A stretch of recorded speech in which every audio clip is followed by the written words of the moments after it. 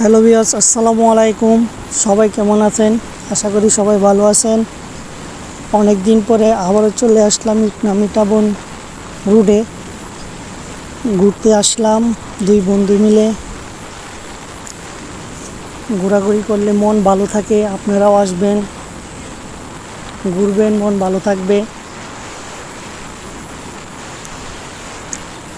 জায়গাটা অনেক সুন্দর, তাই বারবার আসতে ভালো লাগে।